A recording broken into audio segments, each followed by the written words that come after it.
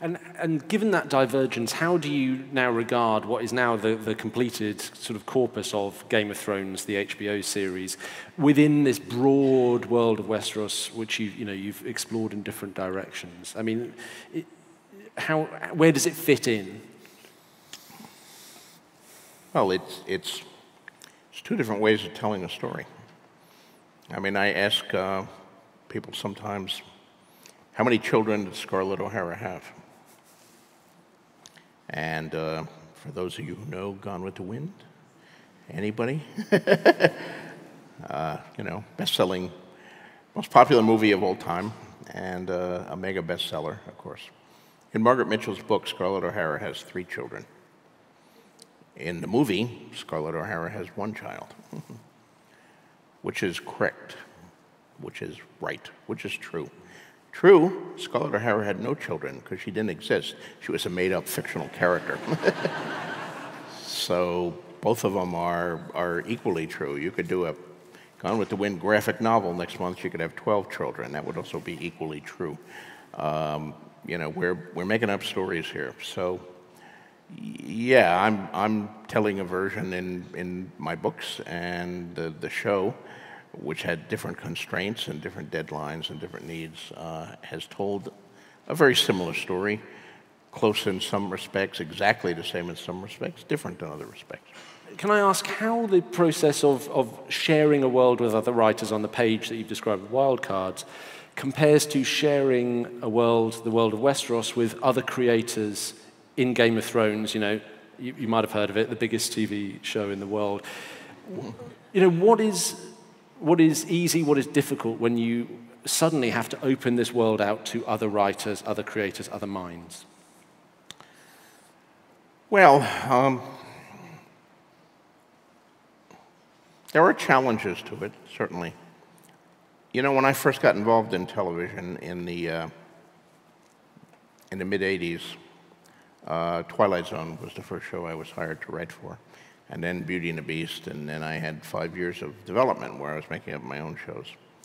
But remember, I'd sold my first short story in '71, so from '71 to '85, I was active in the world of prose and short stories, books. And that's a very lonely existence. It's, you sitting in front of a computer screen with the cursor blinking, and trying to think up something to fill that screen. And before computers, it's you sitting in front of a typewriter, which I did start on back in the beginning and facing a blank sheet of paper. When I first got out to Hollywood, I actually loved the idea of, I'm working with all these other people, and you're in a room, you're on a show, staff, and you're writing things, and then like the next day later, you're in the writer's room, and the other writers are critiquing what you wrote, they're making suggestions, you go back and you rewrite it. You rewrite it maybe a couple times. Other people weigh in, and then eventually it gets greenlit to film, and you're suddenly working with a director, you're casting actors, you're sitting in casting sections, and actors, some of whom you've actually heard of, are coming in and reading your lines, and it's a high. The first story of mine ever produced was Roger Zelazny's, and my adaptation of Roger Zelazny's Last Defender of Camelot, the climax of which takes place in Stonehenge in another dimension. And suddenly, because of what Roger wrote and what I wrote in the script, here's all these people building Stonehenge on a set behind my office. That's a real high. And this social aspect, visiting the set, meeting the actors, working with other writers who are very bright and talented. Going to dailies, coming into the office every day and your assistant brings you a cup of coffee, and you have a script meeting at one point, you have a casting session, you watch the dailies from the previous day's shooting. It's a whole different world than the lonely writer you're sitting alone in his. Is it distracting? No, I love much of it. But here's the other side of it. The other side of the same coin is there's all these fucking other people who are telling you what to do. They all have fucking opinions, they don't like that line, or they say, my character wouldn't say that if they're an actor, or the director wants the scene redone, or the network won't let you do something, the studio said they don't have the money for it. The other writers have different ideas. So the same thing is both very good and very, very bad, very frustrating. There's no, as a creative person, there's no control greater than what you get when you are sitting all alone in front of a computer, in front of a typewriter. You're making up your world. You can do anything you want. You're God. In television, you're sort of a god, but sort of a minor god. There are bigger gods. There are bigger gods above you that can smack you down at any time. So two different ways of telling stories, and both of them have their pluses and minuses. So you used to write an episode per season at the beginning you were writing an episode per season of Thrones? Or was that Yes. the contractual stipulation? That was I had the option to write an episode per season. Because I knew, going back again to my 10 years in television, I worked on Twilight Zone, did a little bit of work on Max Headroom, but my episodes were never filmed. Then I worked for 3 years, the entire run of Beauty and the Beast. At that point, I'd risen through the ranks in the television hierarchy from staff writer, which was my first position.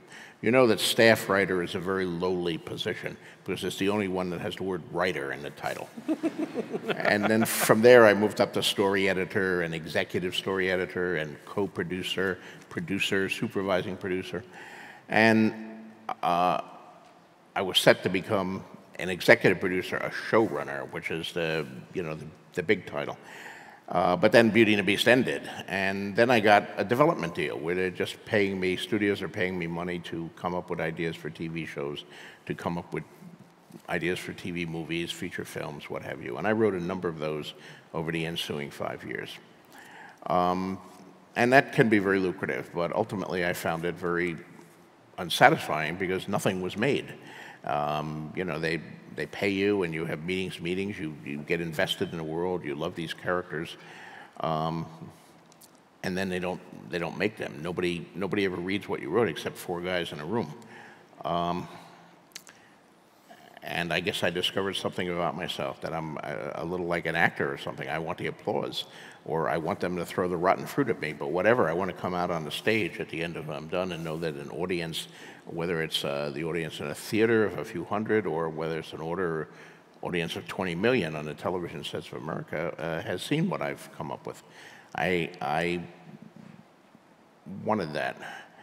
But at that stage, when I finally went back to books with Game of Thrones, I really wanted to be a showrunner. I wanted to do it and be the captain of the ship instead of just the first mate or one of the swabbies.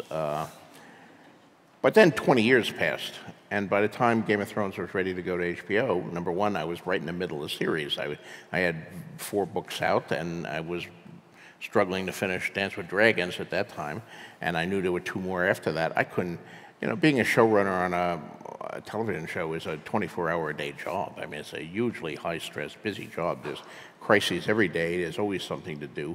It takes all your attention. I couldn't do that without abandoning the books entirely, and that I wasn't willing to do. Books were still number 1 priority. But I did want to keep my hand in, so I got a contract that said I could write 1 episode per season, and I did in the beginning seasons. But it took me about a month to do each of those episodes, even though they were adaptations, almost in every case, adaptations of scenes and material that I'd already written in the book, so I was just really transferring it from one medium to another. At a certain point, when we got into season 5, the butterfly effect had kicked in, and the show had gotten a little further away from my books, and I no longer had adaptations to do. I would have had to be working on scenes that never occurred in the books and so forth. And at that point, I said, well, it was taking me a month just to do the straight adaptations. Here it's going to take me 6 weeks minimum, maybe 2 months to write these scripts. It's too long. And David and Dan have done a great job. I think I'll step back and just concentrate on the books, and that's what I did.